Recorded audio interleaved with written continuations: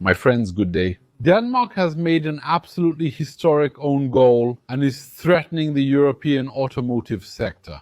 He did what? Let me quickly remind you of the facts.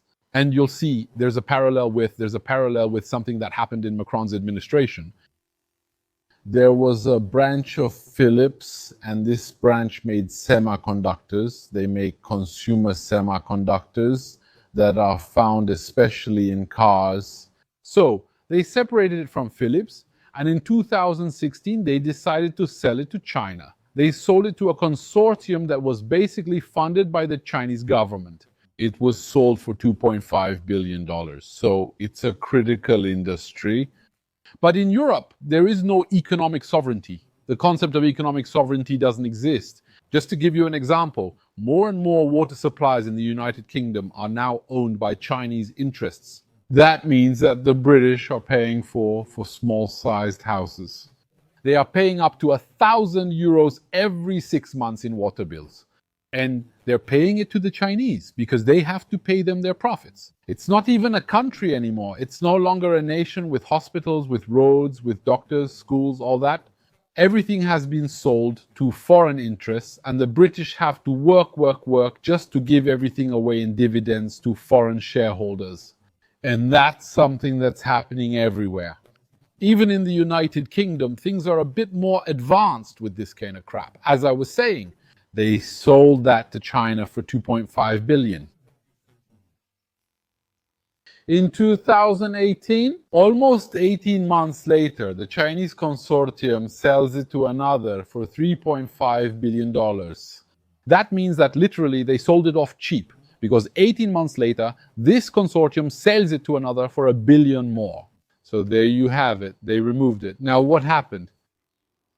We're going to fast forward to 2025 up to now. What happened? Last month, the Americans started putting pressure on Denmark.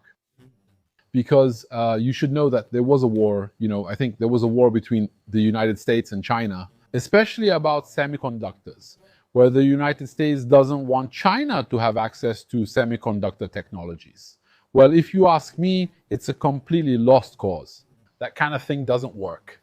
Simply put, the Chinese have shown great ingenuity in many areas.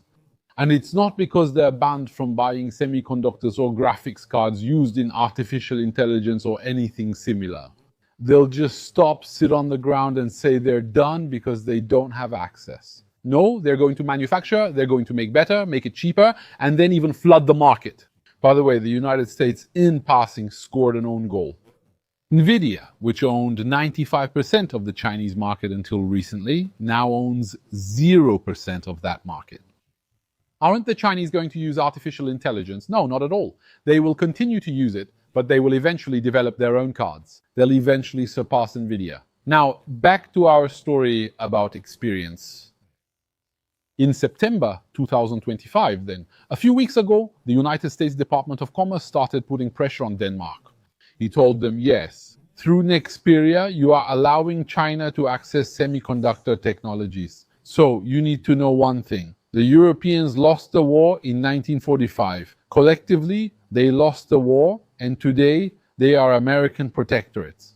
The problem is that they have the disadvantages of being an American state without having the advantages. That means they have absolutely no dignity. They have absolutely no sovereignty. So Denmark promised the Americans that it would crack down on Nexperia. Well, okay, we'll go after them since it pleases you. We'll do it. And now we're slowly getting to the own goal. So the Danes are going in October. A few days ago, last week, they forcibly took control of Nexperia. So they're going to Nexperia, and then they're going to remove the chief executive officer. They're going to remove a number of employees, and they're going to bring in a Dutch chief executive officer and say, well, there you go. Now we're the ones in charge. They use the law on strategic technologies and so on. But, well, the law should have been used earlier. And of course, this reminds us of the story of the Alstom turbines, which were sold by France. They were sold in the context of economic terrorism. You should know that some company executives were arrested in the United States and sent to supermax prisons. right? And then it was to soften them up a bit, wasn't it? And force them to sell.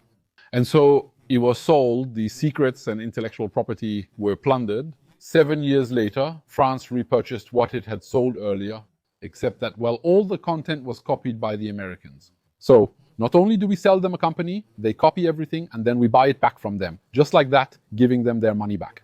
Just to tell you, to show you the real level of baseness that European countries have reached. Let's return to our story about Nexperia.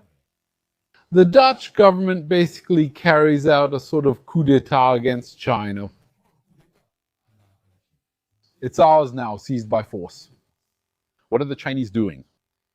Well, in response, they're going to act on something.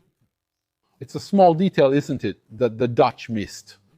Do you know what detail they missed? It's just a tiny little detail, nothing at all, just like that small, so small that they missed it. Where do you think Nexperia's semiconductors are manufactured? Oh yes. It's made in China. There you have it. So that's what happened. The Chinese government said, well, Nexperia's productions don't leave China. We're putting up a blockade. You're not allowed to export them. So right away, all the stock and assembly line products and everything from Nexperia in China are frozen. So there you have it. Even though we have an administration, and we have Julie with her big glasses and her human resources badge, and with the blue-colored streak in her hair. Yeah, that's nice, but that's what we have in Europe. Production, the real thing, the real job. He was relocated to China simply because, well, the shareholders wanted cheaper labor. That's it, for cheaper labor. We're willing to let our civilization die, sending everything away just to boost profits. Well, that's it. So China. There are two things that were done in China. First, they banned the export of Nexperia products abroad. So that's the first point. Secondly, they did a kind of secession. That means the Chinese branch or branches of Nexperia said they were breaking off all communication and collaboration, and that they were becoming independent from the European branch. So we have the company that's split in two, with the Europeans left with an empty shell. Why?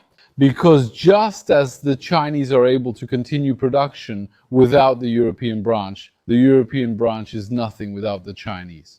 So that's why there are still people with their badges and big glasses running around in a panic in the offices. But actually, there's nothing. So now there's a big panic among the manufacturers, car makers, and others. Other manufacturers will be affected soon, as they also operate with inventory. Literally just in time. That means that tying up inventory is tying up money. So what do?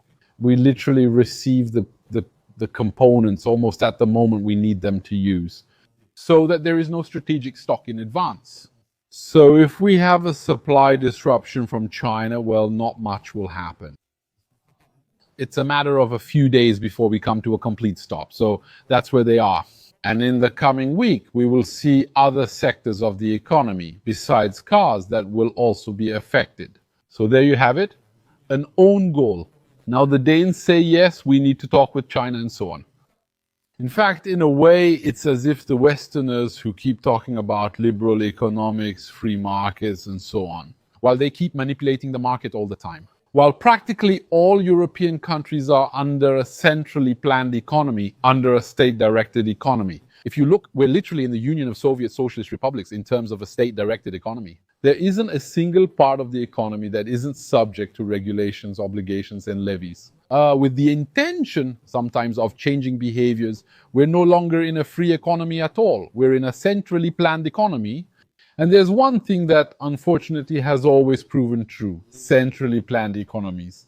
That means where you have officials who use state coercion to force economic actors, whether they're customers, manufacturers, or others, to spend here and not spend there, they always end up hitting a wall. That's it. It always ends up hitting a wall, and that's why it's constantly heading for a wall. That's why Europe faces an economic crisis and lags in the technological shift to artificial intelligence.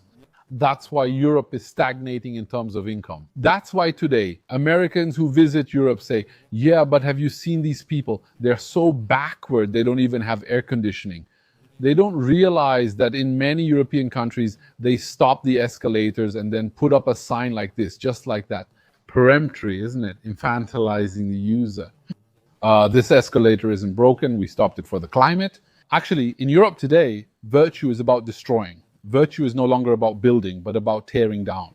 We define development by what we demolish and how many bulldozers are used. You see, it's literally a civilization that's in the midst of vandalism. And I was saying that the Danes are discovering that this kind of thing, sanctions, blockades, and all that, well, it works both ways. Because before, it was one-sided because there was a time when the world needed these countries. But these countries have self-destructed through persistent self-destruction and gangsterism. Because of brutality, because of not keeping their word, because of being hypocrites, you see, what have they done? Other countries have risen. The Brazil, Russia, India, China, and South Africa were formed thanks to that, or because of that, depending on how you want to see it. And actually, these are countries that have increasingly taken sovereignty over many areas. Today, Denmark says, we won't sell to you. So China replies, then we won't sell to you either. Now Europe is panicking. Because that's the technique they use, that the European elites used with other countries. Now it's coming back to them and they're panicking. Yes, but it's not normal. Well, yes. China used exactly the same tool that the Europeans used. You have to know that we bombed people to force them to accept the open market, the free market, and the market economy. They were blackmailed by the International Monetary Fund, by the World Bank, and so on, to force them to open their markets. We used to hear that we needed to adopt a liberal economy, yet now those same people give us lessons, are now using a centrally managed and planned economy. Honestly, it's completely mind-boggling. There you go, my friends. We'll keep an eye on this. It's not really in the media. I don't expect this video to get many views because this Nexperia story is absolutely essential. Even if the media aren't talking about it at the moment, I'm going to press. But it could take on biblical proportions in the coming days. If the Danes can find a solution with China to appease them,